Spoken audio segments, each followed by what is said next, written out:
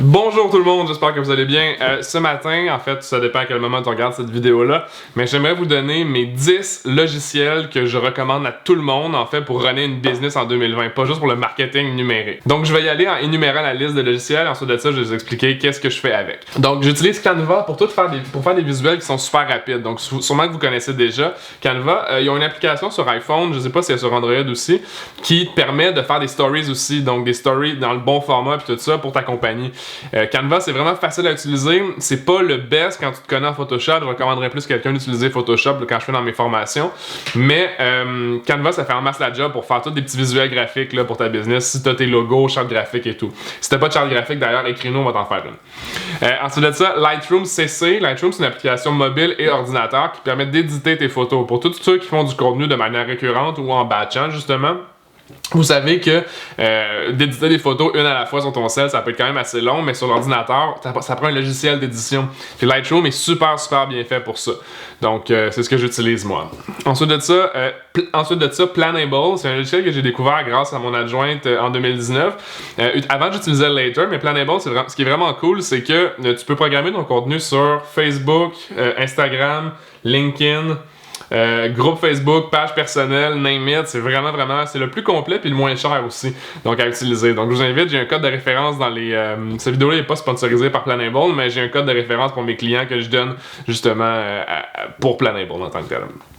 Ensuite de ça, Final Cut. Final Cut, ça c'est le logiciel que j'utilise pour faire l'édition de mes vidéos. Donc tout le montage vidéo de ce que vous voyez actuellement, c'est fait dans Final Cut. Donc ensuite de ça, FreshBooks. FreshBooks, c'est un logiciel que j'adore pour la facturation.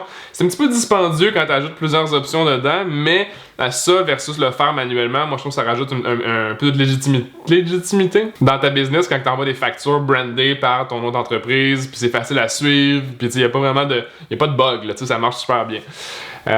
Pipedrive, c'est le logiciel que j'utilise avant de rentrer les gens dans FreshBooks. Dans le fond, Pipedrive, c'est mon CRM, donc c'est mon système de gestion de clients.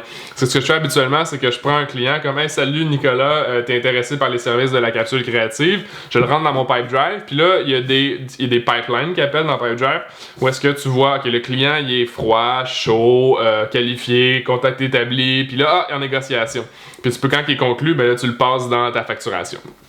Vraiment hâte pour avoir le cap. Je suis pas un fan, comme vous pouvez le constater, de fichiers Excel et de choses comme ça. J'aime beaucoup Sheets de Google, là, mais on va en parler plus tard de ça. Là, j'ai parlé Canva, Lightroom, Planable, Final Cut, FreshBooks, Pipedrive. Il reste vraiment mes 4 plus utiles, si on veut. Donc, Asana, gestionnaire de projet. À la capsule créative, comme vous le savez, on a plusieurs services, donc plusieurs services créatifs. Oui, il y a l'accompagnement qui est vraiment le seul produit qu'on fait pour les clients.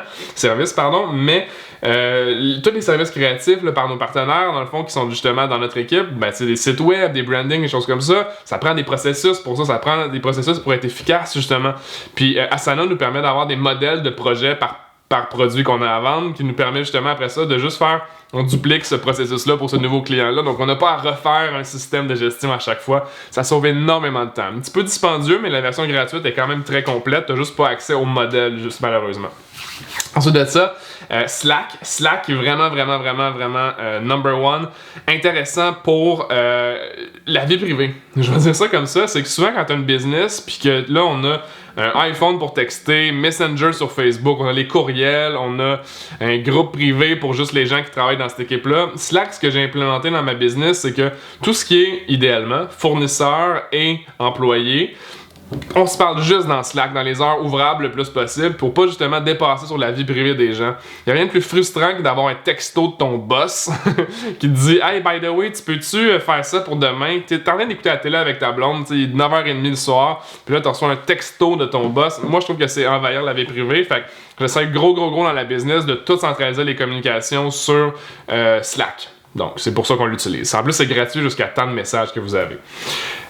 Les deux derniers, Squarespace. Squarespace, c'est la plateforme que j'utilise récemment, depuis à peu près, je dis récemment, ça fait quasiment 8 mois. Là. Ils ont sorti l'outil de campagne de email. Oui, ça coûte de l'argent, mais ça vaut vraiment la peine si ton site web est fait sur Squarespace, comme le nôtre, il l'a été fait.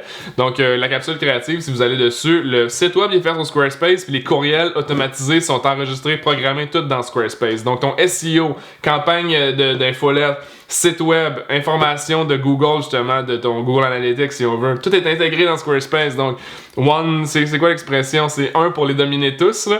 Donc, moi, j'adore Squarespace pour la facilité d'utilisation et la rapidité. Si tu t'y connais un petit peu en design, si on veut, dans l'outil de Squarespace, ça va être vraiment, vraiment le fun pour toi, pour ta business, d'avoir de quoi de rapide puis d'efficace. Ensuite de ça, G Suite, c'est le dernier, mais le plus important. La fondation de ma business est basée sur Google. Donc, le nom de domaine, si je me rappelle bien, le nom de domaine est acheté là-dessus. Mais G Suite, principalement, c'est les courriels. C'est les courriels, c'est aussi les documents, les fichiers Excel, les fichiers de présentation. Toute notre infrastructure d'entreprise est basée sur G Suite parce que c'est quasiment gratuit, j'allais dire gratuit, mais c'est environ 7$ par mois pour tout avoir ça. T'as pas besoin de payer pour Google Doc et tout, mais t'as des fonctionnalités qui font quand tu payes pour Google Doc, Google Sheets, Google Slides, que t'as des avantages. Donc, des drives partagés d'équipe, des choses, des gens qui ont accès, pas accès. C'est vraiment hot de gérer la business avec ça. T'sais, avant, j'étais sur Dropbox, j'avais Microsoft Word, j'avais Page sometimes, de Apple. Tout était pêle-mêle. Là, j'ai dit, check, qu'est-ce qu'on fait en 2019? On optimise, on centralise tout sur Google, la plateforme de Google. Puis je regrette absolument rien.